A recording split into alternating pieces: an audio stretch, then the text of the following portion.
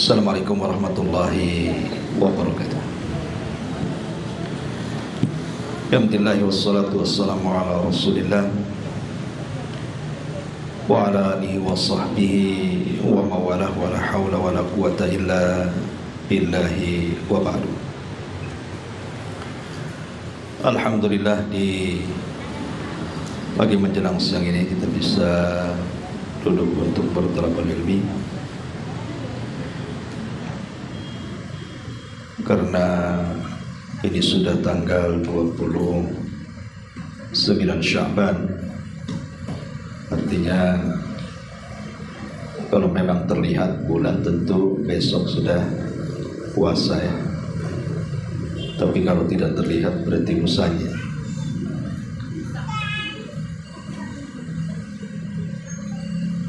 Sehingga pembahasan di siang ini kita akan membahas tentang ayat-ayat atau bekal-bekal di bulan Ramadan, dan kita beri tema wa tazawwadu fa inna khaira zadi taqwa. Banyak-banyaklah berbekal di bulan Ramadan, dan sebaik-baik bekal adalah takwa kepada Allah Subhanahu wa ta'ala, karena ini juga tujuan daripada ibadah puasa. Allah Subhanahu wa ta'ala berfirman, A'udzubillahi minasyaitonir rajim, bismillahirrahmanirrahim. Ya ayyuhalladzina amanu taqullaha Ya ayyuhalladzina amanu kutiba alaikumus siyam kama kutiba alal ladzina min qablikum la'allakum tattaqun. Wahai orang-orang yang beriman, diwajibkan kepada kalian berpuasa sebagaimana juga diwajibkan kepada umat sebelum kalian. Tujuannya agar kalian bertakwa. Ayat ini selalu berseliweran apabila menjelang Ramadan, karena banyak disampaikan oleh para dai, para duat. Tentu sudah banyak pengetahuan ibu-ibu tentang ayat ini, tetapi tidak mengapa kita mengulang-ulang, karena pada pengulangan peringatan itu pasti ada manfaatnya. Fadzakir inna fa'ati dzikra. Allah Subhanahu wa ta'ala mengatakan di sini, ya ayyuhalladzina amanu, wahai orang-orang yang beriman. Allah Subhanahu wa ta'ala tidak katakan ya ayyuhan nas, wahai manusia, karena khitab ayat ini hanya untuk orang yang beriman saja. Orang-orang kafir tidak terkhitab ayat ini. Apa khitabnya? Kutiba alaikumus siyam, diwajibkan kepada kalian berpuasa. Jadi kalau ada orang kafir, ibu jangan suruh puasa dia, tetapi suruh masuk Islam. Jangan disuruh zakat, tapi suruh masuk Islam. Jangan disuruh haji, tetapi suruh masuk Islam. Karena belum ada kewajiban puasa, kewajiban sholat, kewajiban zakat atau haji. Kewajiban orang kafir itu masuk Islam. Baru setelah Islam berlakulah kewajiban-kewajiban itu. Makanya di sini khitabnya kepada orang-orang yang beriman. Dan Abdullah ibn Mas'ud radhiyallahu anhu mengatakan, apabila seorang mukmin mendengar kalimat ya ayyuhalladzina amanu, wahai orang-orang yang beriman, haruslah seorang mukmin itu intibah. Intibah itu memfokuskan perhatian, apa kira-kira yang akan difirmankan Allah setelahnya. Karena ada dua hal. Kalimat yang jatuh setelah ya ayyuhalladzina amanu boleh jadi itu sebuah perintah yang Allah perintahkan dengan kita, atau sebuah larangan yang Allah larang kepada kita. Makanya kalau ada panggilan ya ayyuhalladzina amanu, harus fokus pikiran kita ini. Kira-kira Allah mau apa ini? Mau ngomong apa bahasa kita ini? Nah, dalam ayat ini ada perintah. Kutiba alaikumus siyam kama kutiba alal ladzina min qablikum. Diwajibkan kepada kalian berpuasa. Kalimat kutiba biasanya digunakan di dalam Al-Quran untuk perkara-perkara berat. Sekali lagi, kalimat kutiba digunakan dalam bahasa Quran biasanya untuk perintah yang berat-berat. Beda dengan kalimat faradha, furido atau wujiba. Sama-sama artinya, wujiba diwajibkan, furido juga diwajibkan, tapi kutiba juga diwajibkan. Tapi bahasa kutiba di dalam Al-Quran itu biasanya tidak digunakan oleh Allah kecuali kepada ibadah yang berat-berat. Contoh umpamanya Allah mengatakan kutiba alaikumul kitab, diwajibkan kepada kalian perang. Perang itu berat. Tidak semua orang berani perang, kecuali para pemberani saja. Kalau penakut tidak mungkin perang, lari dia dari peperangan malah. Atau contoh Allah mengatakan kutiba alaikumul qisas, diwajibkan kepada kalian qisas. Qisas yang bunuh dibunuh. Ya. Qisas ini berat. Karena untuk menegakkan hukum had atau hudud ini bukan sebuah hal yang ringan. Di zaman Nabi saja ada seorang wanita dari Bani Mahzum mencuri. Kemudian sampai perkaranya kepada Nabi SAW. Pencuri dalam Islam potong tangan. Tapi karena wanita ini anak pejabat, anak pimpinan Bani Mahzum, maka kabilahnya datang kepada Zaid ibn Haritha atau Usamah ibn Zaid putranya, agar Usamah ini ngomong sama Nabi, kalau bisa jangan dipotong tangannya, karena wanita itu adalah anak pejabat, anak pimpinan kabilah. Tapi Rasul murka dan mengatakan lau anna Fatimata binta Muhammadin saraqat laqata'tu yadaha. Kalau seandainya anakku si Fatimah mencuri, aku yang akan potong tangan. Jadi memang berat gitu ya, menegakkan hukum hudud itu berat. Ya, seperti qisas dan yang lainnya. Makanya bahasa Quran menggunakan kalimat kutiba. Kutiba alaikum al-qisas. Termasuk puasa di sini. Allah mengatakan kutiba alaikum as-siyam, karena puasa itu berat. Siapa bilang puasa ringan? Puasa itu berat. Karena ibu-ibu harus menahan lapar dari terbit fajar shadiq sampai tenggelam matahari. Bukan hanya lapar saja, menahan haus. Bukan hanya menahan haus saja, menahan syahwat lagi. Dan dengan segala syahwatnya, mulai dari pandangan, pendengaran, lisan, tangan, kaki, ya, harus berpuasa semuanya. Kalau tidak, percuma puasanya. Kata Nabi SAW, rubba sa'imin laisa lahul jaza illal ju' wal 'ats. Berapa banyak orang-orang yang berpuasa itu tidak dapat pahala, hanya menahan lapar dan dahaga saja. Karena dia tidak berpuasa sesungguhnya, hanya puasa fisiknya saja.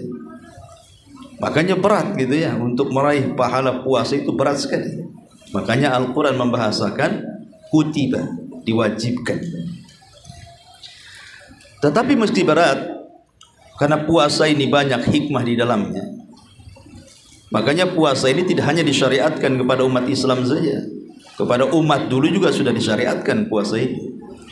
Dan ini sebagai peringan bagi kita, seolah-olah Allah ingin katakan kepada kita umat Islam, bukan kalian saja disuruh puasa. Sejak zaman Nuh sudah diperintahkan berpuasa. Nuh mengatakan kepada umatnya, wahai kaumku berpuasa. Syuaib mengatakan kepada umatnya, hei kaumku berpuasa. Nabi Saleh, Nabi Hud, Nabi Musa, Nabi Isa, semua para nabi memerintahkan umatnya untuk berpuasa dan mewajibkan puasa.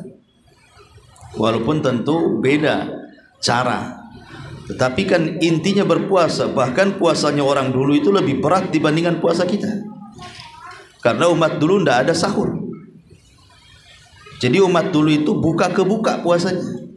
Jadi kalau mau buka itu nunggu gelap, kemudian bintang tampak, baru boleh makan. Dan kalau sampai tertidur, berarti sudah tidak boleh makan dan minum. Bangun saja sudah harus puasa. Karena ini pernah terjadi di permulaan puasa. Di permulaan puasa dalam Islam itu seperti itu, masih meniru gaya-gayanya orang Yahudi, sampai kemudian disyariatkan sahur untuk menyelisihinya. Sampai ada seorang sahabat namanya Sirmah ibn Qais, Sirmah ibn Qais radhiyallahu anhu. Itu sudah lelah berpuasa dari pagi dan bekerja. Ketika dia pulang, waktu berbuka tak ada pula yang dimakan. Akhirnya kemudian istrinya disuruh untuk mencari makanan ke tetangganya, entah pinjam, entah meminta, pokoknya yang penting ada yang dimakan. Menunjukkan apa? Miskinnya para sahabat gitu ya. Untuk makan sahur aja nggak ada gitu. Sampai Sirmah ibn Qais ini diperintah istrinya untuk mencari apa yang bisa dimakan. Maka berangkatlah istrinya. Rupanya sudah dapat makan, pulang suaminya pula sudah tidur. Sementara tidur itu menghalangi makan dan minum. Karena kalau sudah tidur, tidak boleh makan, tidak boleh minum, harus puasa lagi. Bayangkan, kalau dia tidur umpamanya kan dia tidur pada maghrib. Kemudian ba'da isya dia terbangun, sudah harus puasa lagi tuh. Karena tidur itu menjadikan orang tidak boleh buka, tidak boleh minum. Akhirnya puasa lagi 2 hari, pingsan dia. Lah, ketika Sirmah ibn Qais ini 2 hari berturut-turut tuh nggak makan, turunlah ayat uhillat lakum lailatas siyam arrafatsu ila nisaikum, sampai kepada wakulu washrabu hatta yatabayyana lakumul khaytul abyadu minal khaytil aswadi minal fajr. Turun ayat ini. Makanlah, minumlah sampai terang benang hitam di antara benang putih, maksudnya waktu fajar. Artinya masih boleh diberikan kesempatan dari berbuka sampai waktu fajar itu untuk makan, minum, melakukan hubungan suami istri, ya, dan tidak ada penghalang tidur. Walaupun habis tidur tidak apa-apa makan. Turun ayat ini sebagai apa? Bentuk peringanan puasa bagi kaum muslimin. Kemudian disyariatkan sahur oleh Rasul sebagai penyelisihan puasa kita dengan puasa orang-orang kafir. Kata Nabi SAW, faslu ma baina siyamina wa siyami ahlil kitab akalatas sahur. Perbedaan puasa kita dengan puasa ahli kitab itu dimakan sahur. Dari sini kita tahu bahwa kalimat kutiba itu tidaklah Allah letakkan dalam Al-Quran kecuali kepada sesuatu yang berat, dan puasa ini berat, ya, menundukkan hawa nafsu itu berat sekali. Kemudian Allah Subhanahu wa taala akhiri kalimatnya la'allakum tattaqun. Inilah pembahasan kita, agar kalian bertakwa. Dan takwa itu adalah bekal terbaik. Wa tazawwadu fa inna khaira zadi taqwa. Berbekalah kalian, karena sebaik-baik bekal itu adalah takwa kepada Allah. Maka kita akan membahas di kesempatan ini apa saja wasilah-wasilah takwa selama bulan Ramadan ini. Ma'asyiral muslimat yang dimuliakan Allah Subhanahu wa taala. Pertama, bicara tentang waktu. Wasilah terbesar meraih ketakwaan itu adalah menghargai waktu. Dan waktu yang paling berharga selama Ramadan, atau boleh juga di luar Ramadan, adalah waktu-waktu sholat. Tepatnya sholat yang 5 waktu itu. Itu waktu yang paling berharga untuk meraih takwa. Makanya Nabi SAW ditanya tentang seafdol-afdolnya amal. Apa kata Rasul? As-salatu ala waktiha. Sholat tepat waktu.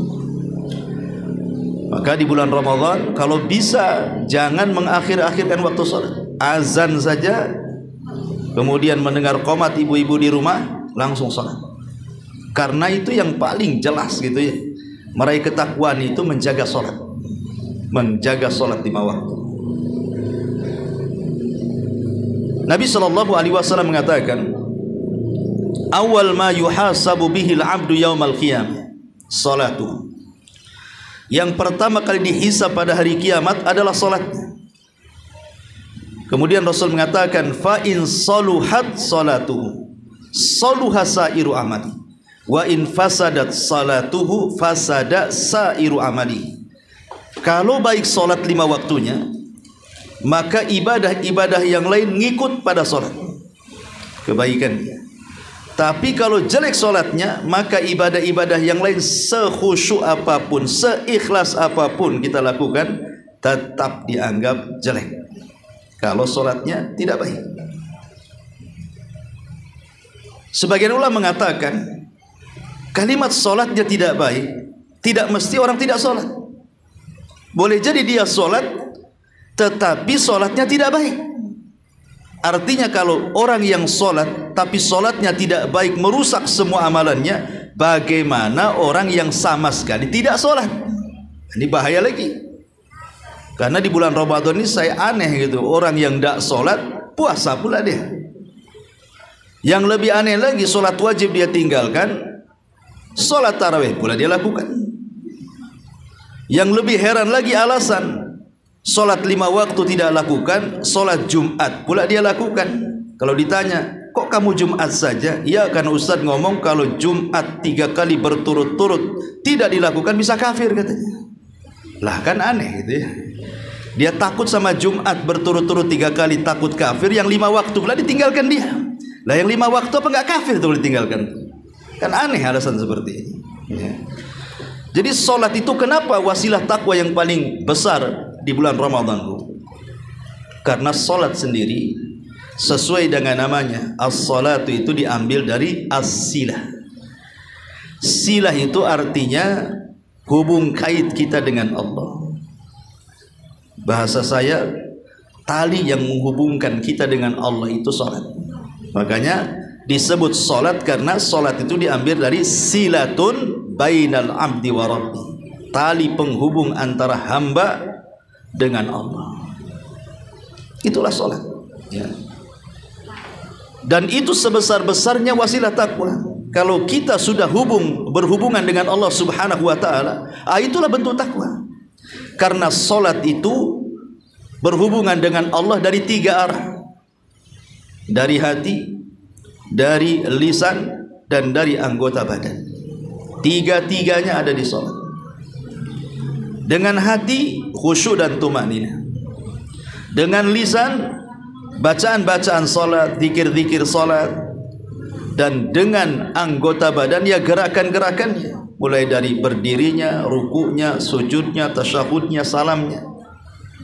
Dan ini adalah aplikasi daripada kalimat iman. Iman itu apa? Pembenaran dalam hati, diucapkan dengan lisan, ada bentuk dalam perbuatan. Salat ini masuk semuanya, itu definisi iman. Hati, amalan hati, khusyuk, itu amalan hati, tumakninah. Kemudian amalan lisan ya bacaan-bacaan dalam salat tuh, Al-Fatihah, baca surat, baca zikir gitu. Kemudian perbuatannya ya gerakan-gerakannya itu. Makanya paling sempurna iman seseorang itu pada sholat, karena 3-tiganya ada. Lah sholat ini menjadi wasilah takwa. Karena dari awal dia sholat sampai akhir sholat semua jadi zikir. Hati dia berzikir dengan khusyuk, gerakan dia berzikir dengan berdiri, ruku dan sujud, lisan pula jelas-jelas berzikir dengan membaca Al-Quran dan doa-doa yang dianjurkan.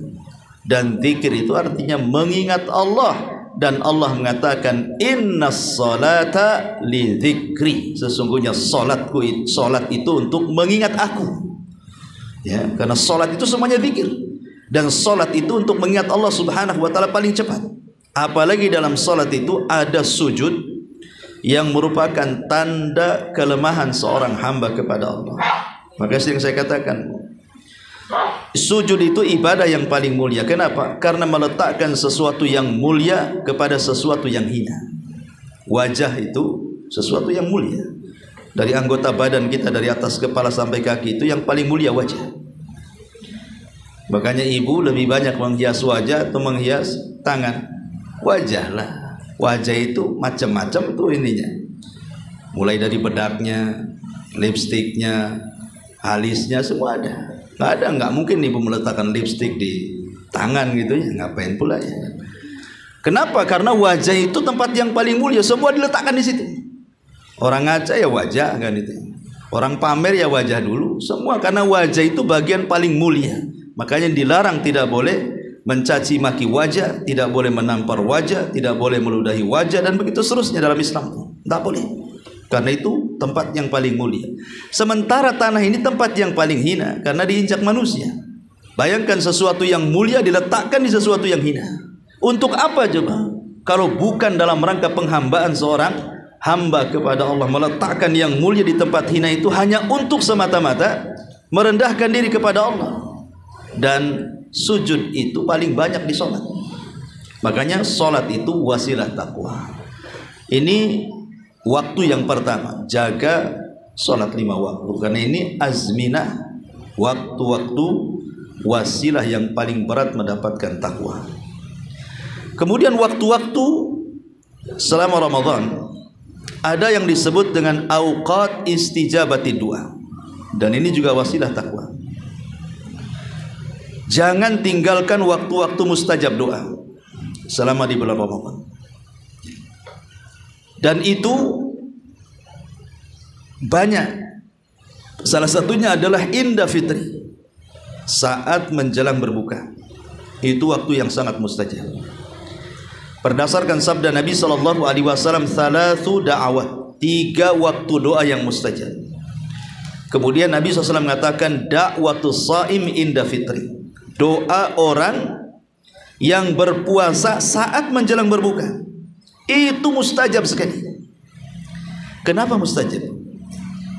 Karena ibu dari terbit fajar shadiq sampai hampir terbenam matahari, betul-betul ibu melaksanakan perintah dan menjauhi larangan. Melaksanakan perintah karena ibu sedang berpuasa, menjauhi larangan karena Allah melarang ketika menjalankan perintah itu tidak boleh makan, tidak boleh minum, tidak boleh mengumbar syahwat gitu ya. Kemudian menjaga lisan, menjaga pandangan, menjaga perbuatan, dan begitu seterusnya. Sehingga ibu ini ketika sore betul-betul sudah melakukan ketaatan. Makanya sebagai balasannya, karena ibu sudah puasa dengan berbagai macam rintangan sampai sore, Allah berikan di situ 2 kebahagiaan. 2 kebahagiaan. Apa kebahagiaannya? Kata Nabi SAW, farhatun inda fitri wa farhatun inda liqa'i rabbi. Bahagia ketika berbuka karena di situ ada doa yang mustajab, selain daripada kita makan, minum dan lain sebagainya karena kita sudah lapar dan haus. Tapi lebih daripada itu, Allah berikan itu waktu yang mustajab berdoa. Dan tentu kebahagiaan yang lain kala ketika berjumpa dengan Allah saat kita memandang wajah Allah Subhanahu wa ta'ala. Maka jangan tinggalkan doa menjelang berbuka. Kemudian yang kedua, sepertiga malam akhir. Itu waktu yang sangat mustajab karena malaikat turun menyaksikan baca Quran, bacaan Quran gitu ya. Kemudian Allah juga turun ke langit dunia sampai Allah Subhanahu wa ta'ala berfirman, Nabi SAW bersabda tentang bagaimana turunnya Allah ke langit dunia. Pada sepertiga akhir malam, kata Nabi SAW, yanzilu rabbuna ila sama'id dunya fi kulli thuluthil lailil akhir wa dhalika kulla lailatin. Allah Subhanahu wa ta'ala turun sepertiga malam akhir, dan itu setiap malam ya, bukan hanya di bulan Ramadan saja, tetapi tentu bulan Ramadan lebih spesial lagi karena kedekatan Allah dengan hamba lebih dekat. Berdasarkan ayat, kedekatan Allah terletak di antara ayat-ayat tentang puasa. Maka sepertiga malam bangun, dan memungkinkan bangun. Kalau di luar Ramadan jarang orang yang bangun sepertiga malam itu, kecuali memang betul-betul ibu-ibu yang ahli tahajud. Kalau ibu-ibu yang malas tahajud, Saya nggak yakin ibu bangun sepertiga malam itu, kecuali dingin bukan. Bangun ya kencing, orang dingin biasa kencing kan gitu ya. Tapi tidur lagi. Jadi di bulan Ramadan itu mau dingin mau panas pasti bangun. Kenapa? Karena itu waktu sahur masalahnya. Semua orang Islam itu yang berpuasa dipastikan bangun di waktu sahur. Dipastikan bangun di waktu, dan itu sepertiga malam akhir. Artinya memungkinkan untuk berdoa. Berdoa kan tidak harus lama, 5 menit pun jadi berdoa itu. Kemudian juga di pagi hari setelah waktu subuh sebelum menjelang matahari, karena itu waktu berkah. Berdasarkan sabda Rasul, Allahumma barik li ummati fi bukuriha. Ya Allah, berkahi umatku di waktu paginya. Ya, artinya mulai dari awal malam sampai akhir malam itu waktu mustajab. Kemudian di siang hari juga sama, ada waktu-waktu yang mustajab kan? Kapan? Ketika antara adzan dan qomat, atau ketika hujan siang-siang, itu saya bisa berdoa juga. Itu waktu hujan, itu waktu turun rahmat.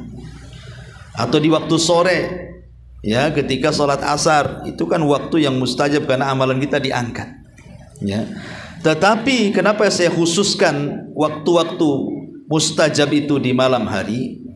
Karena disitulah Allah Subhanahu wa Ta'ala akan memerdekakan hamba-hambanya dari api neraka. Berdasarkan sabda Rasul, lillahi utaqa'u minan nar, lillahi utaqa'u minan nar min kulli lailatin min Ramadan, kulla lailatin min Ramadan. Jadi Allah itu setiap malam itu, mulai dari malam pertama, kedua sampai malam ke-29 atau 30 hari, memerdekakan hamba-hambanya dari api neraka. Sehingga kata para ulama mengatakan, kalaulah seandainya ada satu malam selama 30 hari atau 29 itu, satu malam saja, Allah takdirkanlah di antara saya, ibu gitu ya, ada yang Allah catat, ibu tidak akan masuk neraka, maka selamanya tidak akan masuk neraka. Luar biasa. Kalau seandainya di malam, satu malam saja, dari usia ibu yang sekarang ada yang 40, 50, 60 tahun, artinya Ramadan itu sudah berkali-kali datang ke ibu. Kalau dalam usia sekarang, entah Ramadan keberapa atau Ramadan yang akan datang tahun ini, Allah catat di antara hamba-hambanya atau di antara ibu, satu malam itu ibu dibebaskan dari api neraka, selamanya sampai kiamat ibu tidak akan masuk neraka. Makanya doa yang paling penting menjelang berbuka, sepertiga malam, kemudian di akhir pagi gitu ya. Apa doanya? Allahumma a'tiq riqabana minan nar. Itu doa yang dianjurkan ulama. Allahumma a'tiq riqabana minan nar. Ya Allah, bebaskan kami dari api neraka. Itu yang pertama diucapkan sebelum minta yang lain. Ya Allah, bebaskan kami dari api neraka. Ya Allah, bebaskan saya, suami saya, istri saya, anak saya, orang tua saya, orang-orang yang saya cintai dari api neraka. Itu saja.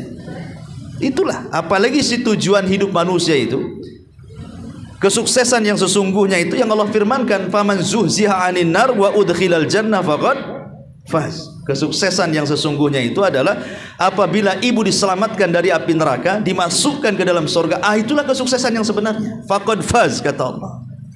Maka di malam hari ini saja yang minta kepada Allah agar dibebaskan dari api neraka. Karena ini adalah wasilah takwa. Ini waktu-waktu mustajab doa adalah wasilah-wasilah ketakwaan. Ya. Kemudian juga di antara waktu-waktu yang mustajab juga, tadi sudah saya jelaskan, selain daripada 3 waktu ini, ada waktu-waktu saat hujan, kemudian saat mendengar azan dan qomat, atau mungkin bertepatan hari Jumat. Dan kebetulan kalau Rabu, Kamis, berarti kan kita menemukan hari Jumat awal tuh di bulan Ramadan. Maka itu menjelang asar ke maghrib, itu waktu mustajab. Ya, jadi dari asar ke maghrib itu waktu mustajab di hari Jumat tuh. Maka jangan tinggalkan berdoa di waktu-waktu mustajab. Ini bicara soal waktu. Wa tazawwadu fa inna khaira zadit taqwa. Berbekalah kalian dengan waktu, karena sebaik-baik bekal adalah takwa. Ini yang pertama. Yang kedua, berbekalah takwa dengan tempat, bil amkinah, dengan tempat. Tidak ada tempat terbaik di dunia ini melebihi masjid-masjid Allah Subhanahu wa taala, dan itu berdasarkan sabda Nabi sallallahu alaihi wasallam, khairul makan masajiduha wa khairul makan aswaquha. Sebaik-baik tempat adalah masjid-masjidnya, dan seburuk-buruk tempat adalah pasar-pasarnya. Dari sini kita sudah membedakan mana tempat yang baik, mana tempat yang buruk. Kalau bisa di bulan Ramadan jangan dibiasakan seperti kebiasaan di luar Ramadan. Sibuk pula di pasar, ya. Sibuk ke pasar. Padahal kalau ibu bisa belanja umpamanya kan, belanja 1 hari untuk 1 minggu kan bisa. Sekarang kan udah ada kulkas semuanya, sehingga tidak bolak-balik ke pasar. Yang lebih parah lagi, waktu-waktu mustajab pula sibuk pula di pasar-pasar. Pasar apa, Bu? Pasar kaget. Tiap sore keliling ke pasar kaget. Itu seburuk-buruk tempat loh pasar itu. Harusnya itu waktu-waktu mustajab janganlah ibu ada di pasar.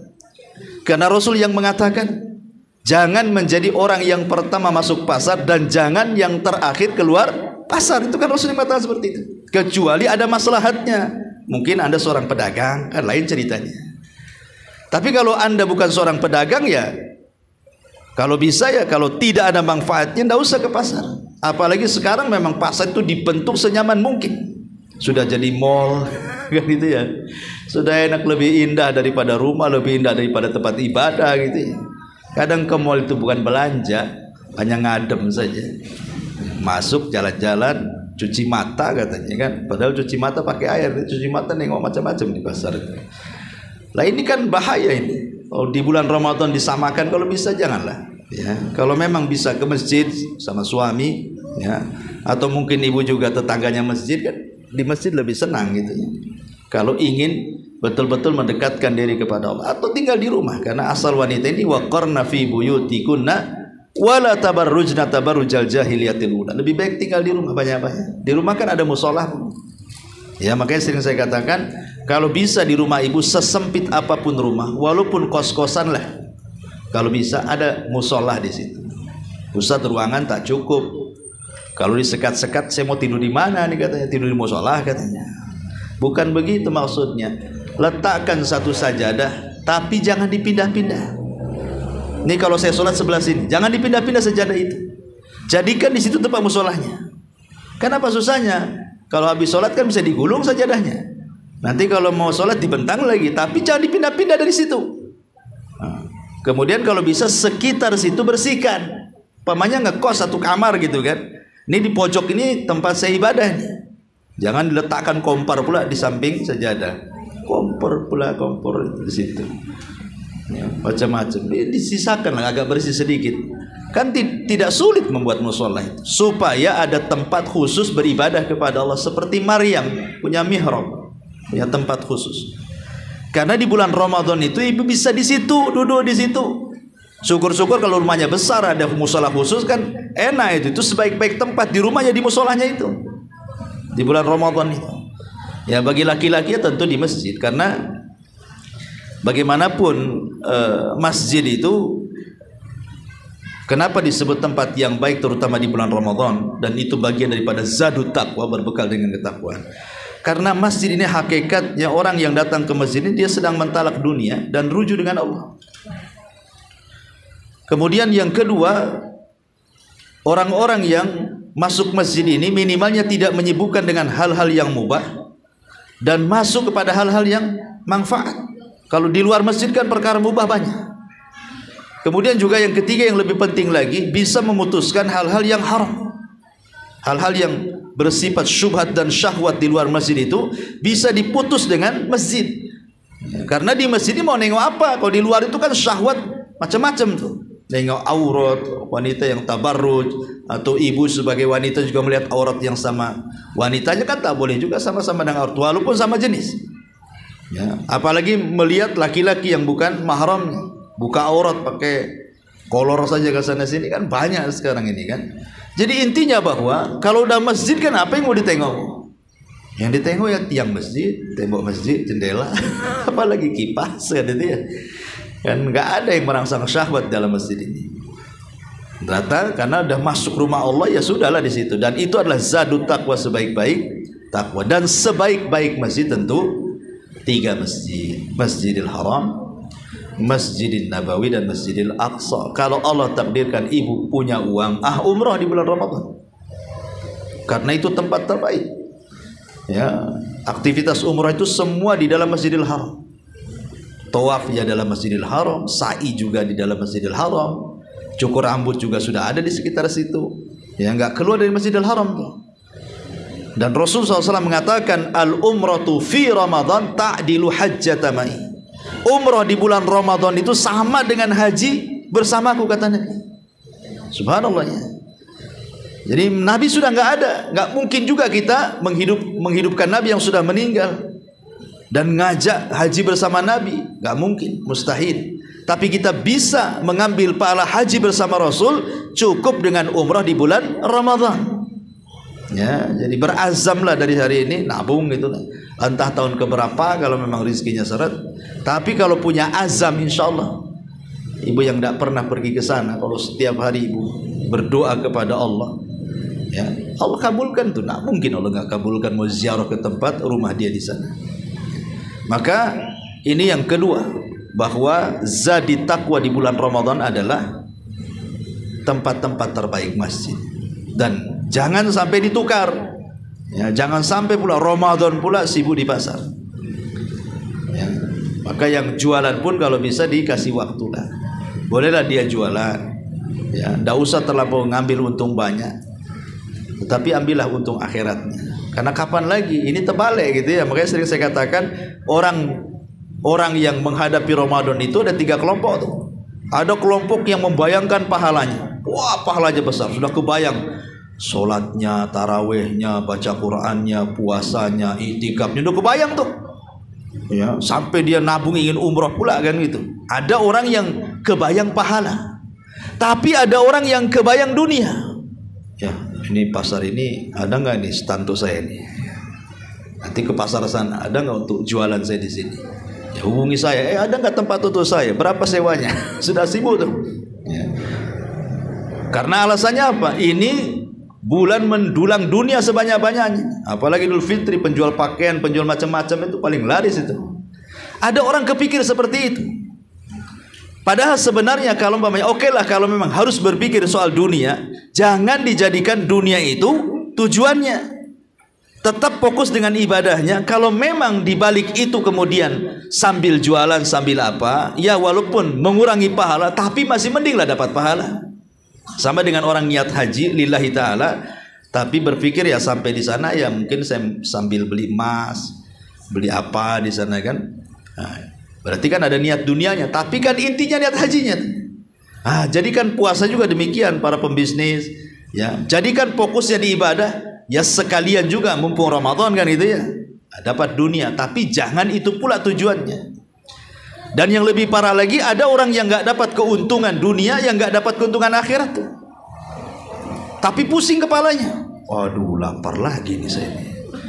Sebulan lagi katanya. Mau maksiat, tempat maksiat ditutup lah sama pemerintah katanya kan itu. Mau mabok, malu pula saya mabok sembarang tempat. Nggak ada pula. Ada orang yang stres mikirin maksiat. Ini kan bahaya nih. Orang mikirin ibadah, yang satu pula mikir maksiat saja. Maka ini juga paling bahaya. Ini yang kedua, khairu zadi taqwa, sebaik-baik bekallah takwa dengan memanfaatkan tempat. Ini yang kedua. Yang ketiga, wa tazawwadu fa inna khairaz zadi taqwa. Juga diantara bekal takwa di bulan Ramadan adalah dengan amalan kecil tapi pahala besar. Apa itu? Sedekah. Sedekah di bulan Ramadan itu amalan kecil tapi pahalanya besar. Dan sedekah itu seutama-utama wasilah takwa. Sedekah ini semulia-mulianya wasilah takwa. Makanya orang yang mati, orang yang meninggal, akan menyesal dan tidak guna penyesalannya. Diulang 2 kali dalam Al-Quran. adalah sedekah. Allah mengatakan, laula akhartani ila ajalin qarib la asaddaqa wa aku minas shalihin. Ya Allah, kalau kau hidupkan sesaat saja, daripada hartaku jadi rebutan ahli waris, ku sedekahkan semuanya. Ya. Jadi sedekah itu cita-cita orang mati sebenarnya. Cita-cita orang mati itu sedekah. Dan cita-cita orang-orang yang kelak dibangkitkan pada hari kiamat juga sedekah. Jadi sedekah itu semulia-mulianya amal dan sebesar-besar wasilah takwa. Wabil khusus sedekah di bulan Ramadan. Sedekah itu tidak harus pakai uang banyak. Akhirnya kebayang, wah ini sumbangan masjid berapa ratus juta. Enggak harus terpikir sekian ratus jutanya gitu ya. Bahkan Nabi SAW mengatakan, man fattara sa'iman kana lahu ajru sa'im la ghaira an yanqusa min ajri sa'imi syai'un. Siapa yang memberi bukaan bagi orang yang berpuasa, maka dia mendapatkan pahala orang yang berpuasa tersebut tanpa mengurangi pahala dia sedikit pun. Luar biasa, Bu. Ngasih bukaan itu tidak harus kenyang. Yang penting dia buka dengan makanan dan minuman kita. Nggak harus kenyang. Ya kalau sampai kenyang lebih baik lagi. Kayak pengalaman saya waktu di Yaman itu. Kalau kita Ramadan itu biasanya kita ke Son'a.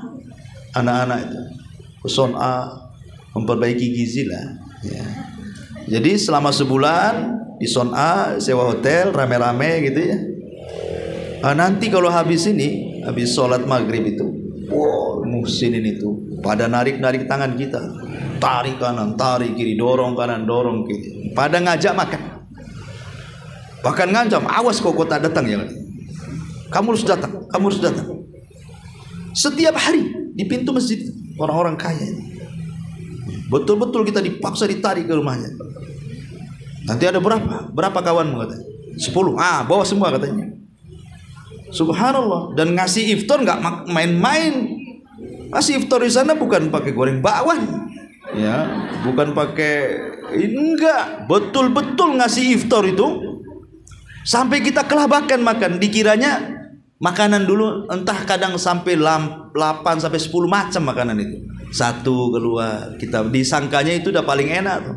Sudah kenyang keluar lagi, rupanya daging paling terakhir. Sudah kenyang nggak jadi makan daging. Sampai seperti itu, sampai dibuat kita tidak bangun tuh saking kenyangnya. Yaitu kalau memang mau ikram, ya kan, kita mau memuliakan orang yang berpuasa, yang ingin jelas-jelas makan makanan kita, undang ke rumah. Sebab kalau kita kasih masjid, ya boleh jadi makanan kita, boleh jadi makanan orang kan gitu ya. Tapi kan niat kita memberi iftar itu sudah pahala. Apalagi sampai dimakan dia, maka kita dapat pahalanya. Karena makanan kita yang pertama dimakan dia, sebab itulah dia berbuka dengan makanan kita. Makanya saya anjurkan, jangan yang biasa-biasa saja. Kalau bisa yang luar biasa, yang kalau orang puasa nengok minuman ibu itu udah ngelak duluan. Kalau bisa minumannya yang bukan yang mendekat, ibu yang mendekat di situ. Jangan sampai duduk di situ. Jangan saya gitu maksudnya. Ya. Buat makanan yang enak, yang lain-lain lah, yang nggak ada di situ. Ya. Pokoknya minuman jangan minuman mineral, yang berwarna lah, yang berwarna pelangi kan, yang aneh-aneh aja kan. Jadi orang mau nyicipi dia. Tapi yang jangan menang di warna, yang menang di rasa. Nanti besok tak mau, itu sudah tahu rasanya saya. Ya artinya kan kalau bisa itu makanan-makanan yang bergizi, yang orang yang berpuasa itu kepengen. Karena sekarang kan memang orang Ramadan itu orang bakhil aja jadi dermawan. Orang bakhil jadi dermawan karena tahu fadilah Ramadan. Yang lebih heran itu orang dermawan jadi bakhil. Lah ini heran nih saya. Udah Ramadan itu setan sudah diikat, masa masih bakhil juga. Ya, jadi ini seafdol-afdolnya wasilah takwa adalah sedekah. Sedekah di bulan Ramadan. Ada hadis tapi sebenarnya melemahkan hadis ini. Afdolus sadaqah sadaqatu fi Ramadan. Seutama-utama sedekah adalah sedekah di bulan Ramadan. Kenapa? Kenapa sedekah di bulan Ramadan lebih afdal dibandingkan bulan-bulan yang lainnya? Karena Anda sedang bersedekah di bulan suci. Dan waktu itu mempengaruhi ibadah. Waktu itu mempengaruhi ibadah. Sering saya contohkan. Kalau ibu sholat duha, Di tengah-tengah manusia sibuk mengejar dunia, tiba-tiba ibu keluar dari kesibukan manusia, kemudian 2 rakaat duha, maka ibu telah beribadah dengan sebesar-besarnya pahala. Duha itu besar pahalanya. 2 rakaat duha itu bisa mencukupkan dari semua sedekah, dari semua al-amru bil ma'ruf wa nahyi anil munkar. Semua cukup dengan 2 rakaat itu, seolah-olah ibu sudah bersedekah, sudah nasihati orang, sudah mencegah orang dari kemungkaran. Semua sedekah-sedekah yang lain cukup dengan 2 rakaat. Kenapa kok begitu besarnya pahala duha itu? Karena tadi ibu keluar dari kesibukan manusia mengejar dunia, ibu pula mengejar akhirat. Artinya waktu itu mempengaruhi kelipatan pahala dalam ibadah. Apalagi di bulan Ramadan, ya, bertepatan dengan bulan suci, bertepatan dengan seruan para malaikat di pintu-pintu sorga, ya bagil khairi akbil. Hei orang-orang yang mencari kebaikan di bulan Ramadan, masuk kalian ke sini. Wa ya bagi syarr aksir. Wahai orang-orang yang mencari kejahatan di bulan Ramadan, menyingkir kau dari surga. Makanya sedekah itu seafdal-afdalnya amal. Apalagi setiap pagi dan sore kita didoakan oleh para malaikat. Ada malaikat-malaikat turun menanti hamba-hamba Allah yang bersedekah. Kalau bersedekah di pagi hari, langsung malaikat berdoa kepada Allah, ya Allah, ya, jangan kau hancurkan hartanya, tambah. Nanti sore hari gitu juga. Kalau tidak bersedekah, malaikat berdoa lagi, ya Allah, hancurkan saja pahalanya, jangan kau tambah. Jadi setiap hari malaikat itu mendoakan kebaikan dan keburukan tuh. Bagi yang bersedekah didoakan kebaikan, bagi yang tidak bersedekah didoakan keburukan. Setiap hari, 2 kali sehari, petang sama pagi itu. Makanya bersedekah. Apalagi kalau sedekah itu bukan hanya di awal Ramadan, di akhir Ramadan, bertepatan dengan awakhir Ramadan. Ini yang paling penting. Ya, kalau sudah datang 10 akhir Ramadan, maka ibu harus lebih ditingkatkan ibadah, baik di siang harinya atau di malam harinya. Karena yang menentukan mendapatkan Lailatul Qadar itu orang yang bisa memanfaatkan siangnya dengan banyak beribadah untuk menyongsong malamnya. Jangan kemudian kan Lailatul Qadar malam, saya mau tidurlah dari pagi sampai sore. Nggak begitu kan itu. Orang kayak gini nggak dapat Lailatul Qadar, siangnya jadi malas. Ya. Gimana dia mencari Lailatul Qadar? Jadi mencari Lailatul Qadar itu dari siang, walaupun letak Lailatul Qadar di malam hari, kata ulama. Jadi kalau bisa samakan ibadah malam dengan ibadah siang, itu samakan. Coba bayangkan Bu, walaupun ada khilaf ulama tentang kapan dimulai Lailatul Qadar, ya. Ada yang mengatakan di waktu asar. Asar itu sudah start Lailatul Qadar dan diakhiri dengan fajar. Ada yang mengatakan saat tenggelam matahari dan diakhiri dengan hatta matla'il fajr, dengan waktu fajar. Ya, artinya ambillah pendapat yang pertama. Anggap saja Lailatul Qadar dimulai di waktu asar. Lah di waktu asar terus sampai menjelang fajar itu waktu yang luar biasa kalau orang bersedekah itu. Makanya sering saya analogikan, Bu, kalau ibu punya uang 1 juta, uang 1 juta, kita bagi 10 saja. Artinya 100.000, 100.000, 100.000, 100.000 kan. Coba setiap hari, kalau kita infakkan 1 juta langsung kan selesai, ibu tak punya duit. Dan belum tentu juga bertepatan dengan Lailatul Qadar.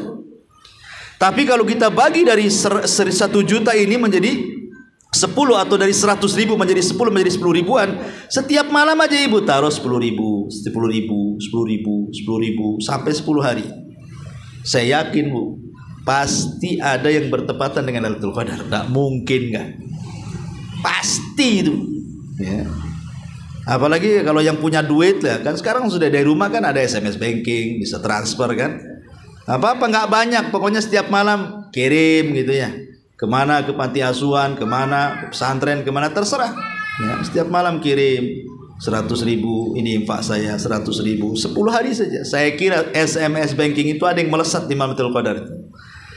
Dan kita bisa bayangkan kalau umpamanya 1 hari, anggaplah 1 juta dibagi 10, 100.000, 100.000, kemudian yang 100.000 itu bertepatan dengan Lailatul Qadar, berarti seolah-olah ibu setiap malam meletakkan 100.000 selama 84 tahun, atau dalam bahasa Quran 1000 bulan.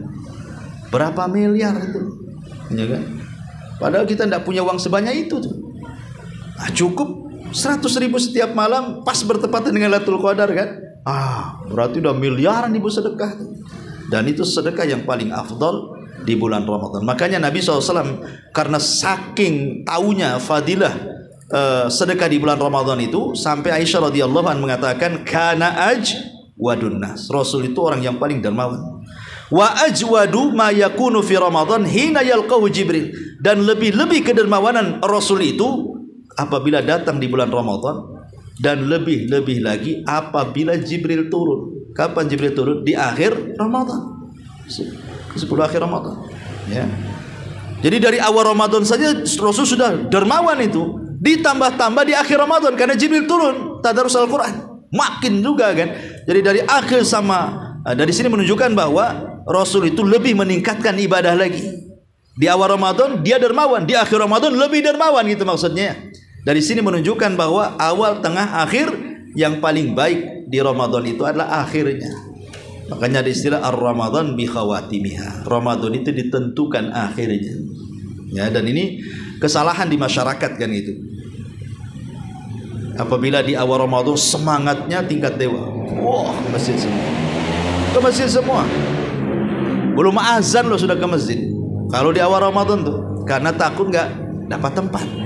Tempat sandal aja dikasih terpal, saking ramainya. Sapnya saja dirapatkan ke depan, takut nggak ada bagian di belakang. Itu awal Ramadan saja, 10 awal. 10 akhir lain lagi cerita. Bukan makin mundur sapnya, makin maju. Makin maju, hilang 1 saf, 3 saf. Yang lebih parah lagi yaitulah kadang-kadang di akhir Ramadan itu. Lebih parah. Karena apa? Mungkin apa sudah lelah atau gimana, atau turun imannya atau gimana. Kadang-kadang sudah tidak semeriah di awal Ramadan tuh. Kalau 10 akhir Ramadan itu. Padahal justru disitulah letak penentuannya. Sibuklah sudah ibu nih renovasi rumah. Gorden harus diganti, cat rumah diganti, posisi lemari diganti, kursi, toples yang sudah hitam-hitam diganti semua. Apalagi lebih parah lagi sibuk di dapur pula dengan tepung dia. Nah, ini kan masalah ini kan. Orang ini gak dapat Lailatul Qadar itu pasti. Kan rugi itu. Ya, harusnya kan kerjasama lah dengan suami yang punya suami kan gitu ya. Kalau di akhir Ramadan tuh ya saling meringankan. Saling meringankan. Minta aja sama suami, Pak. COD aja lah makan tuh katanya. Atau laundrykan saja. Kan enak. Atau nggak usah nyuci dulu lah, biarin lah nanti habis Ramadan aja biasa tumpuk kayak kapal pecah dulu. Yang penting fokus ibadah dulu. Kan nggak ada apa-apa, Bu. Nggak ada masalah. Ya, jadi kalau bisa itu satu keluarga diajak, karena Rasul itu mengajak satu keluarganya. Apa kata Aisyah radhiyallahu anha? Kana Nabi sallallahu alaihi wasallam shadda idza dakhala al-ashra shadda mi'zarahu wa aiqadha ahlahu. Ya. Rasul itu mengencangkan sarungnya, artinya tidak berhubungan dengan istrinya. Bukan hanya itu saja, dia bangunkan istri-istrinya untuk sama-sama ibadah. Ya. Jadi itu juga harus dipahami. Jadi kerjasama lah di situ ya, sama orang rumah, sama anak-anak. Biasakan anak-anak juga kalau bisa, ya dibiasakan bangun. Gak apa-apa, khusus 10 akhir Ramadan itu dibangunkan seperti ini, ya menemani ibunya untuk ibadah. Jadi ini juga sedekah adalah wasilah takwa. Sedekah wasilah takwa yang luar biasa di bulan Ramadan. Kemudian juga wasilah-wasilah takwa di bulan Ramadan adalah tarku al-ma'asi, tinggalkan kemaksiatan. Karena yang menjadikan orang itu tidak bertakwa di bulan Ramadan itu karena belum bisa meninggalkan kebiasaan maksiat. Ini yang paling berat, ya. Maka di bulan Ramadan itu yang biasa gibah, yang sudahlah berhenti dulu. Gibahnya sudah berhenti dulu. Yang biasa namimah ya sudah berhenti dulu. Yang biasa mengucap kalimat-kalimat kotor ya berhenti dulu. Ya, bukan berarti nanti diteruskan habis Ramadan. Maksudnya ini kalau ingin berubah, Bu, ini kesempatan emas nih Ramadan itu. Karena Ramadan itu orang berubah itu lebih mudah dibandingkan di luar Ramadan. Tapi kalau ibu tidak bisa berubah di bulan Ramadan, saya nggak yakin di luar Ramadan bisa berubah. Kalau di luar Ramadan nggak berubah, jangan harap di luar Ramadan bisa berubah. Kenapa demikian? Ya, alam semesta aja bisa berubah di bulan Ramadan. Langit pintunya dibuka, surga pintunya dibuka, neraka pintunya ditutup, jin pula diborgol, malaikat-malaikat turun.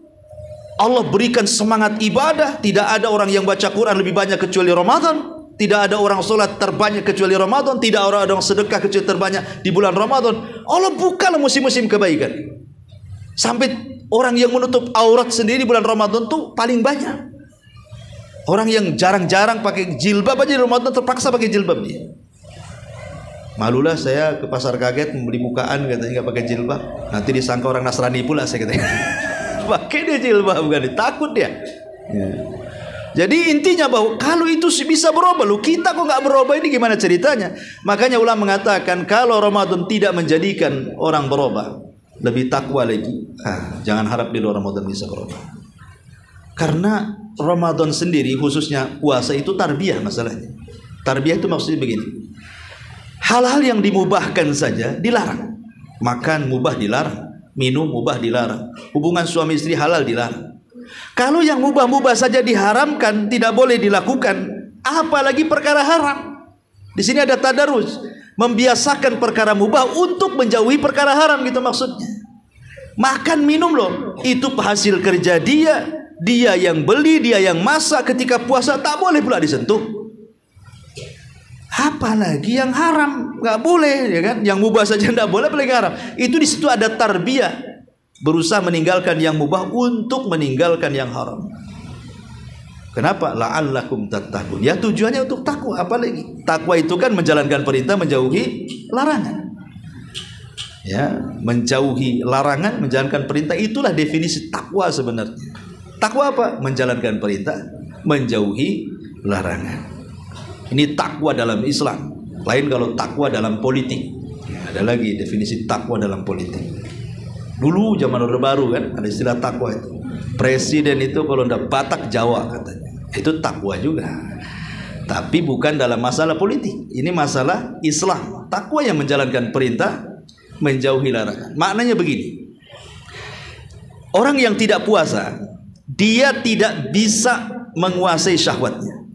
Orang kalau tidak puasa, Bu, tidak akan bisa mengerem syahwatnya. Coba saja orang sekarang ibu nggak puasa kan, nggak bisa ibu ngerem syahwat tuh. Ya, nampak, mamanya ibu buka apa tuh aplikasi GoFood, ya, niatnya itu beli rujak, Bu. Sekali ada gambar rawon, nggak jadi. Rawon pula yang diklik gitu. Sebaiknya kok nampak pula ada sop tulang, tambah lagi sop tulang. Padahal niatnya satu menu saja. Karena kita tidak bisa menguasai syahwat. Niatnya satu. Ibu ini ingin belanja ke pasar nih, sudah jelas ditulisnya bumbu dapur. Pulang itu bukan bumbu. Pakaian yang dibeli itu, mumpung ada katanya. Ya, atau mungkin dapat bumbu, dapat pakaian. Karena syahwat kalau orang puasa itu tidak bisa direm. Syahwat minum nggak bisa direm, syahwat makan, syahwat tidur juga nggak bisa direm. Tidur aja bisa, terserah saya mau tidur mau apa. Syahwat bergaul ke sana kemari, ketemu kawan mau di warung ini, di warung mana, di rumah si anu, masak-masak, nggak peduli.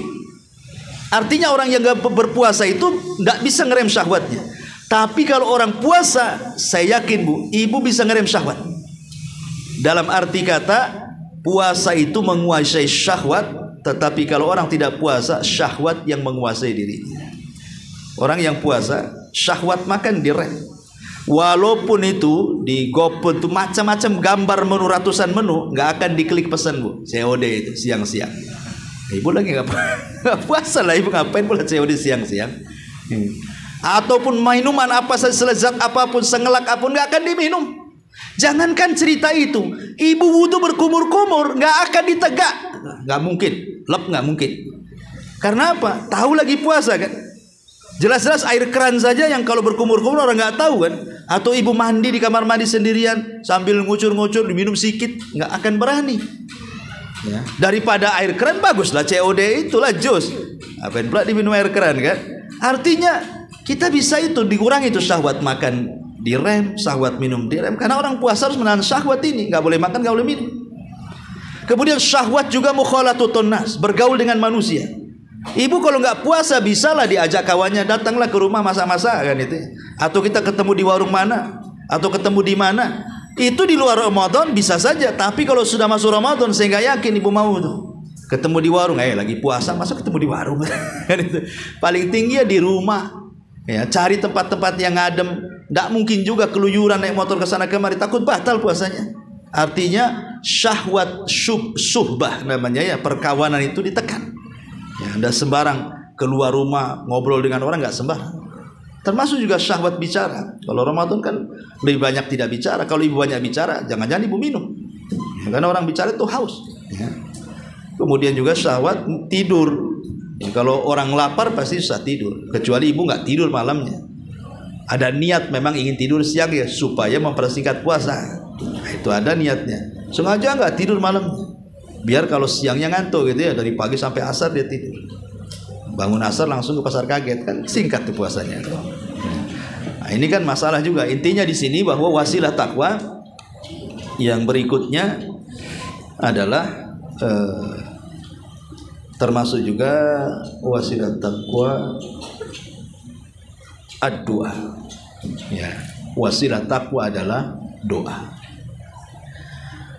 Di dalam Al-Quranul Karim, setelah Allah Subhanahu wa taala menyebutnya ya ayyuhalladzina amanu kutiba alaikumusiyam, kemudian ayat setelahnya ayyaman ma'dudat, kemudian setelahnya ayyaman ma'dudat, terus syahrul ramadhan alladzi unzila fihil Qur'an, kemudian setelahnya, nah di situ Allah mengatakan apa? Wa idza sa'alaka ibadi anni fa inni qarib. Nah, ayat ketiga setelah ya ayyuhalladzina amanu kutiba alaikumusiyam. Ya. Ya. 186. Ya, 186. Kalau ya ayyuhalladzina kutiba alaikum 184. 185. Berarti 185, 186, 187, 188. Itu wa idza sa'alaka ibadi anni fa inni qarib. Ujibu da'watad da'i idza da'ani falyastajibu li wal yu'minu bila allahum yarshudun. Apabila hamba-hambaku bertanya soal aku, katakan aku dekat. Aku yang mengabulkan setiap doa yang berdoa kepadaku. Oleh karena itulah maka penuhilah seruanku dan berimanlah kepadaku agar kalian dapat petunjuk. Kemudian ayat 189-nya uhillat lakum lailatas siyam. Dihalalkan bagi kalian untuk mencampuri istri kalian. Artinya ayat tentang kedekatan Allah dan bersegeranya Allah mengabulkan doa setiap orang yang berdoa itu terletak di tengah-tengah ayat-ayat yang bicara soal Ramadan. Kan awalnya syahrul Ramadan alladzi unzila fil Qur'an. Kemudian akhirnya uhillat lakum lailatas siyam, tengah-tengahnya wa idza sa'alaka ibadi anni fa inni qarib. Artinya ayat tentang kedekatan Allah dan kecepatan Allah mengabulkan doa orang yang berdoa itu terletak di tengah-tengah ayat-ayat yang bicara soal puasa. Dia tidak diletakkan di ayat-ayat bicara soal perang, soal zakat, soal qasasul anbiya atau apa, enggak, tapi diletakkan di ayat-ayat puasa. Apa hikmahnya? Ulama tafsir mengatakan, ketika Allah meletakkan ayat kedekatan hamba dengan Allah dan bersegeranya Allah mengabulkan setiap doa orang yang berdoa di tengah-tengah ayat-ayat yang bicara Ramadan, maknanya kedekatan Allah di bulan Ramadan dan memungkinkan kita dekat dengan Allah di bulan Ramadan, atau mendengarnya doa kita di bulan Ramadan dan mudahnya Allah mengabulkan doa kita di bulan Ramadan itu lebih cepat dibandingkan di luar Ramadan. Jadi kalau kita berdoa di bulan Ramadan itu lebih cepat dikabulkannya. Kalau kita ingin mendekatkan kepada Allah lebih cepat lagi di bulan Ramadan. Makanya saya katakan kalau ingin berubah di bulan Ramadan lebih cepat. Kalau ingin berubah di Ramadan ya lebih cepat. Laki-laki yang suka ngerokok saja nggak ngerokok. Ya, maaf orang-orang yang suka kebiasaan onani dan yang semacamnya dari amal-amal rahasia, anak-anak muda di bulan Ramadan takut mereka. Jadi amalan-amalan maksiat sembunyi-sembunyi saja tidak mau dilakukan tuh di bulan Ramadan. Artinya kan bisa direm tuh. Perkara-perkara yang fahisha, yang buruk aja bisa direm di bulan Ramadan tuh. Lah sebab itulah kalau kedekatan Allah di bulan Ramadan itu lebih dekat dan orang yang ingin mendekatkan diri kepada Allah sangat mudah, begitu juga doa orang yang berdoa di bulan Ramadan itu lebih mustajab lagi. Makanya jangan pernah tinggalkan doa di bulan Ramadan. Nanti malam kalau pemerintah mengumumkan bahwa hilal terlihat, maka ibu berdoa, Allahumma ahillahu alaina bil amni wal iman wassalamati wal islam wat taufiq lima tuhibbu wa tarda. Itu doanya. Kalau melihat hilal, nanti kan biasanya maghrib pemerintah mengumumkan tuh bahwa terlihat besok puasa. Kalau tidak terlihat kan berarti tidak jadi puasa. Ya, berarti baca doanya nanti di hari berikutnya gitu ya. Tapi kalau pemerintah mengumumkan hilal terlihat, langsung ibu berdoa, Allahumma ahillahu alaina bil amni wal iman wassalamati wal islam wat taufiqi lima tuhibbu wa tarda. Ya Allah, Engkau telah perlihatkan hilal kepada kami, maka mudah-mudahan hilal itu membawa satu keamanan. Karena orang yang tidak aman itu tidak bisa puasa. Minta keamanan. Coba orang yang terkena bencana, susah mau puasa, dah kepikir rumahnya sedih aja kan, hilang rumahnya, mobilnya hilang, keluarganya mati, mau makan aja nunggu bantuan. Tengok orang-orang yang hidup di konflik, yang perang di Suriah, di Yaman, susah kan itu ya. Minta keamanan selama Ramadan. Jangan ada apa-apa dengan keluarga saya. Ya, jangan kebakaran rumahnya. Ya, jangan masalah dengan anak-anaknya. Ya, jangan masalah dengan suaminya. Pokoknya minta keamanan. Karena hanya dengan aman itu ibadah tenang. Ya. Kemudian yang kedua bil iman. Minta keimanan.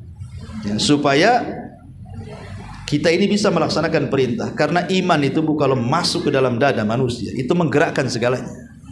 Iman ini kalau masuk ke dada ibu, maka ibu akan bergerak, akan mudah sholat, mudah sedekah, mudah zikir, baca Quran. Siapa yang menggerakkan ini kalau bukan iman? Minta kepada Allah keimanan supaya tergerak untuk beramal soleh. Makanya Allah mengatakan wal asri innal insana lafi khusrin illa alladzina amanu wa amilus shalihat. Allah dahulukan iman baru beramal soleh. Karena orang itu tidak mungkin beramal soleh kalau tidak digerakkan imannya. Minta kepada Allah agar hati dipenuhi dengan iman, dicintakan dengan iman supaya bergerak badannya. Hanya dengan itu kita meraih takwa.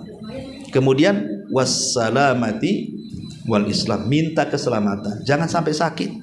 Lihat orang sakit, mau puasa saja susah. Ya, orang stroke, orang macam-macam. Jangan sampai kita minta diselamatkan. Jangan sakit, karena orang sakit susah puasa.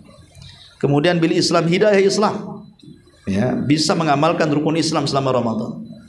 Kok bisa rukun Islam? Kan ada hajinya. Ya, kalau bisa umrah di bulan Ramadan kan bisa haji. Atau kalau memang tidak bisa haji, dengan cara umrah di bulan Ramadan, ibu bisa ngambil pahala hajinya. Dengan cara apa? Sholat subuh, duduk sampai syuruk, 2 rakaat syuruk, dapat pahala haji. Bisa kita lengkapi rukun Islam di bulan Ramadan. Syahadat sudah, puasa sedang, kan itu sedang puasa Ramadan. Ya sedekah tinggal sedekah, kan itu zakat. Nah, kemudian haji ya tadi nggak bisa saya karena Ramadan juga. Kalau haji nggak ada orang di sana, semua orang umroh. Haji nunggu Dzulhijjah kan, ambil pahala hajinya. Nggak bisa umroh ke sana, ya sudahlah. Caranya ya seperti itu. Berzikir selepas subuh sampai syuruk, sholat 2 rakaat, dapat pahala haji. Ya, minta keislaman, hidayah Islam. Dan yang terakhir kata Nabi, wat taufiq lima tuhibbu wa tarda. Dan minta kepada Allah taufik. Jangan sampai futur di bulan Ramadan. Jangan sampai semangat di awal, futur di akhir. Dan itu tidak bisa kecuali taufik dari Allah. Kalau Allah sudah ngasih taufik hidayah kepada kita, insya Allah Ramadan awal akhir sama saja bagi dia. Tetap dia bertahan dengan ibadah dan istiqomahnya. Ini doa yang pertama. Kemudian yang kedua, doa-doa yang dianjurkan seperti doa di sana ada doa iftar, zahabat dhama'u wabtalatil ghurub wa thabatal ajru insyaallah. Nah, itu ada doa. Atau ibu witir, kan ada kunutnya tuh. Ya, ibu bacalah doa kunut yang ma'ruf dibaca, doa kunut subuh itu. Allahumma hdini fiman hadayat wa afini fiman afayat wa tawallani fiman tawallait. Itu doa kunut witir itu. Ya, bisa kalau sholat sendiri witir, baca kunut itu. Ya. Atau kalau ibu punya target hafal Quran, umpamanya ibu berhasillah dari awal Ramadan sampai pertengahan Ramadan menghatamkan Quran. Ya, karena saya anjurkan jangan menghafal tetapi membaca. Baca Quran saja, walaupun ibu udah hafal sekalipun. Imam Malik itu kurang apa hafal Qurannya, dari kecil udah hafal. Tapi kalau sudah masuk Ramadan ambil mushaf dia. Padahal sudah hafal Quran, tetap ambil mushaf. Dan dia baca dan ingin dihatamkan. Lah Abdullah ibn Mubarak seorang alim ulama salaf, apabila hatam Al-Quran di bulan Ramadan, dia berdoa kepada Allah, doa khatmul Quran. Ya. Doa minta, ya Allah, tetapkan hatiku di atas ketakwaan, hilangkan aib-aibku, dan begitu seterusnya. Ya, ada di situ doa hatam Quran. Jangan tinggalkan juga doa hatam Quran. Ya, termasuk juga doa-doa ya waktu-waktu yang ya mustajab tadi ya, dengan doa-doa minta supaya dibebaskan dari api neraka dan begitu seterusnya. Karena doa itu juga wasilah daripada takwa. Wa tazawwadu fa inna khaira zadi taqwa. Termasuk juga wasilah takwa di bulan Ramadan secara singkatnya karena waktu juga adalah menghidupkan malam Lailatul Qadar dan menghidupkan 10 akhir Ramadan. Karena bagaimanapun itu penentuan akhir daripada Ramadan, 10 akhir Ramadan dengan Lailatul Qadarnya. Termasuk juga wasilah takwa adalah silaturahim, birrul walidain, ya. Kemudian mencari sahabat yang baik yang selalu mengingatkan kepada ketakwaan, itu juga wasilah-wasilah takwa, ya. Dan penting di bulan Ramadan juga hal-hal yang seperti ini. Kemudian juga wasilah-wasilah takwa adalah ilmu. Jangan lupa juga di bulan Ramadan belajar. Boleh jadi mungkin kajian libur umpamanya, anggaplah diliburkan atau masih ngaji.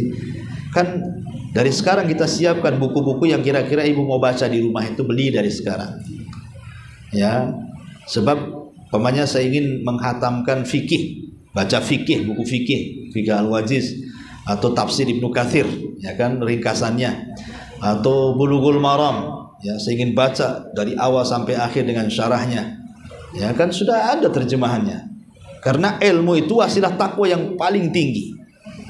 Ya, ujung daripada wasilah takwa itu ilmu. Maka persiapkan, apalagi sekarang Allah mudahkan kok, semua hal-hal sudah ada di internet. Tapi hati-hati juga, jangan masuk web-web yang gak jelas. Nanti cari makalah masuk web teroris, jadi teroris pula ibu, jadi ngebom orang nanti. Artinya atau masuk Syiah, minta nikah mut'ah pula kan. Bahaya kan gitu ya. Kalau bisa web-web sunnah yang sudah jelas gitu ya, tulisan-tulisan besar-besar kita. Nah, jadi itu wasilah takwa itu ilmu, bekali ilmu. Ya, wabil khusus ilmu tentang Ramadan, lebih khusus lagi. Ilmu tentang Ramadan. Ya, tentang pembatal-pembatal puasa, hal-hal yang boleh dalam puasa, yang memakruhkan puasa, sunnah puasa, syarat sah puasa, rukun puasa, pelajari. Termasuk hukum-hukum tarawih, hukum itikaf, semua pelajari itu. Supaya Ramadan itu betul-betul berjalan dengan ilmu. Ya, dan Imam Bukhari sampai membuat bab-bab al-ilmu qabla al-qauli wal amal. Wallahu alam, saya kira cukup, sudah 11:30. Taib, sampai di sini kita buka tanya jawab saja sebentar.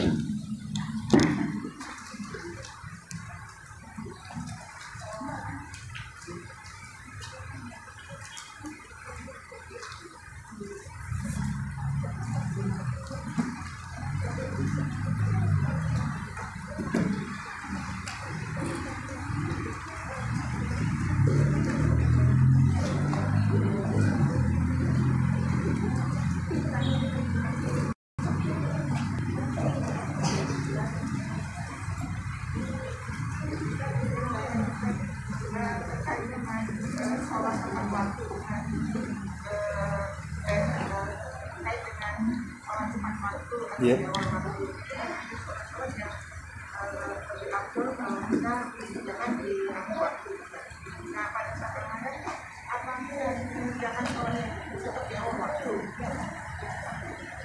Salat wajib maksudnya. Ya, tetap harus di awal waktu, di luar Ramadan, di dalam Ramadan sama saja. Ya. Salat itu harus tepat waktu, maksudnya salat-salat wajib. Ya, lain kalau salat-salat sunnah. Ya, kalau salat sunnah itu ditentukan waktunya seperti rawatib, kan jelas tuh ya kan, itu membarengkan antara sunnah dengan wajib. Kalau rawatib itu kan setelah atau sesudahnya, maka ada istilah ba'diyah qabliyah. Tapi kadang-kadang Nabi SAW selepas pernah suatu ketika dia lupa tidak ba'diyah zuhur. Jadi karena ngobrol lupa dia sampai asar, sama Rasul diqodok setelah asar. Ini bagi yang tidak pernah meninggalkan rawatib. Nah, boleh diqodok. Kalau umpamanya pas habis zuhur kok ada tamu atau apa sehingga dilupakan ba'diyah zuhur, sampai waktu asar tamu tak berhenti-berhenti. Nah, nanti bisa diqodok setelah asar. Ya, mengqodok ba'diyah zuhur namanya ya. Enggak apa-apa bagi yang tidak pernah meninggalkan rawatib. Kalau nggak pernah melaksanakan rawatib, ngapain diqodok-qodok? dia aja nggak pernah rawatib kan itu ya. Maksudnya bagi yang suka melaksanakan, ya karena itu dia kepikiran, aduh tadi belum rawatib sayangnya. Ya makanya Rasul pernah melakukan mengqadha rawatib ba'da zuhur di selepas asar karena disibukkan. Wallahu a'lam.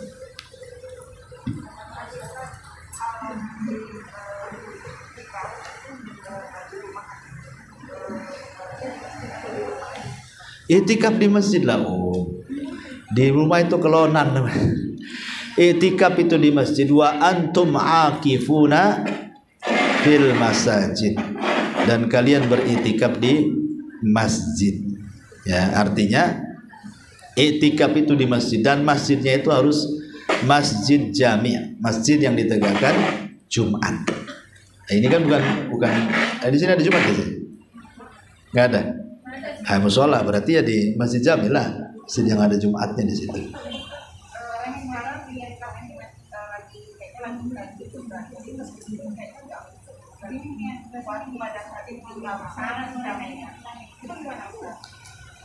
Ya kalau pas i'tikaf ibu keluar darah haid, bagi yang melarang orang haid tinggal di masjid ya nggak boleh pulang, selesai i'tikafnya. Tapi bagi sebagian ulama yang membolehkan wanita haid tinggal di masjid ya tidak apa-apa, tapi nggak boleh sholat, zikir yang lainnya saja kan itu. Ya ini kan masalah khilaf. Di sini bukan i'tikafnya yang khilaf, tetapi tentang wanita haid boleh nggak tinggal di masjid, itu maksudnya. Bagi yang membolehkan ya nggak masalah i'tikaf di situ kan, asal jaga kebersihan dia. Bagi yang tidak boleh ya berarti sudahlah batal i'tikafnya. Pas Allah catat juga seberapa i'tikaf kan tidak harus 10 hari, itu yang sempurna 10 hari itu. I'tikaf itu yang sempurna memang 10 hari. 1 jam saja ibu bisa i'tikaf.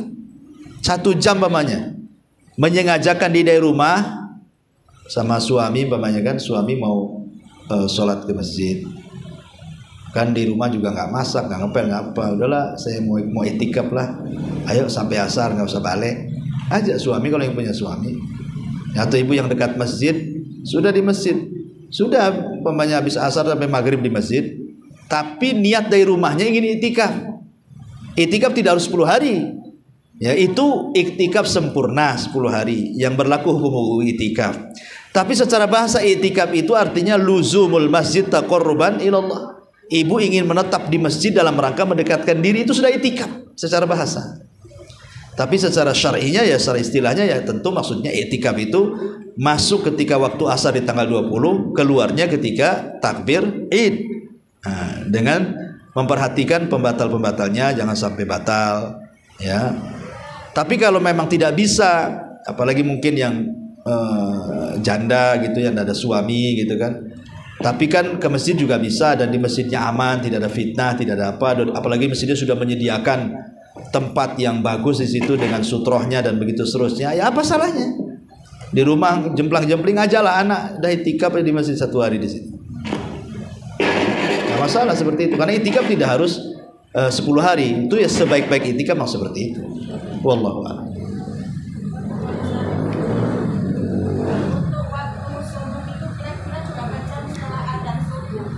Waktu suruh, kayaknya di jadwal pemerintah ada deh, ditulis tuh di jadwal pemerintah kan ada kayak Batam. Ibu kalau punya handphone kan tinggal klik saja itu waktu sholat Batam. Nah biasanya ada itu waktu suruh kan, ditulis di situ waktu suruh, waktu subuh. Nah, ngikuti pemerintah aja lah. Nah, senang kan? Saat kita melakukan sholat suruh, gimana? Saat kita melakukan sholat suruh. Iya, jadi tapi kan sholat syuruk itu maksudnya bagi yang sholat subuh, ibu mamanya punya musola di rumah. Kemudian ibu sholat subuh nggak beranjak, ambil Quran, baca Quran, sambil dzikir atau baca buku, bosan.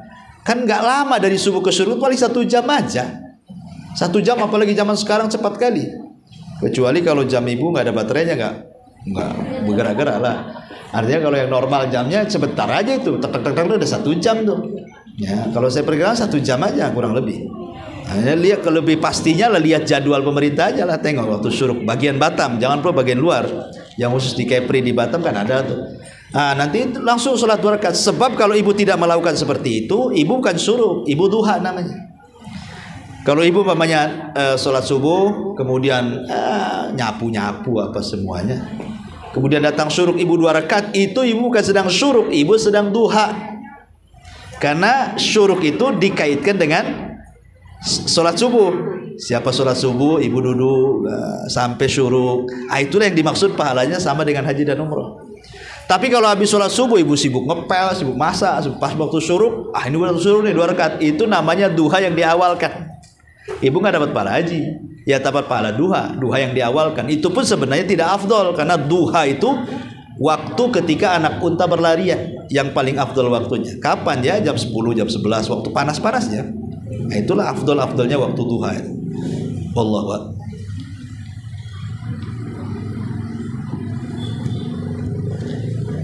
Oh ya, sudah setengah 12 ya. Sampai di sini. Mudah-mudahan ada manfaatnya. Subhanallah bihamdika, asyhadu an la ilaha illa anta, astaghfiruka wa atubu ilaik. Allahu ta'ala. Assalamualaikum warahmatullahi wabarakatuh.